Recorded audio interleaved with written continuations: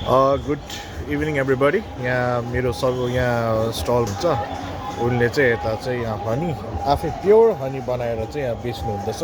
This is our forest stall and यता चाहिँ उनले 2020मा है दि 2020मा चाहिँ फरेस्ट डिपार्टमेन्टको अन्डरमा ट्रेनिङ गरेर चाहिँ हनी मेकिङ उनले सिक्नु भएको थियो।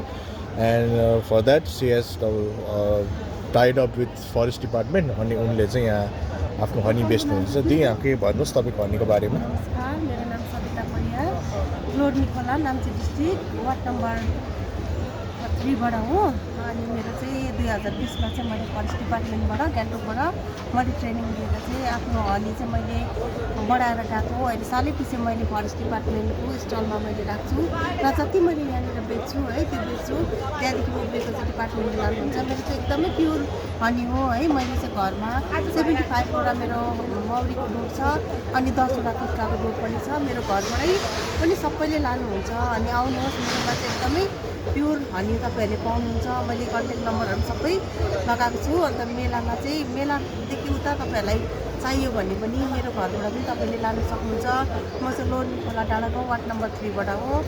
तपाईँहरू आउनुहोस्, तपाईँहरूलाई म डिस्काउन्ट पनि गरिदिन्छु। तपाईँहरू यहाँ फरेस्ट यो सानो बोतल चाहिँ कतिमा बिक्दैछ अहिले? 500मा बिक्दैछ। हो यो अलिक ठुलो, यो 1000, अनि यो चाहिँ 2000। यो चाहिँ 2000मा। अच्छा, अरू साथसाथै तपाईँको यहाँ त्यो पनि रहेछ, कोदोको पिठो, फापरको पापडको पिठो, मकैको पिठोहरू छ हो, चामलको पिठो। तपाईँहरू यता माघे मेलामा आएर दिदीको यो हनीहरू चाहिँ तपाईँहरूलाई आवश्यकता छ भने हो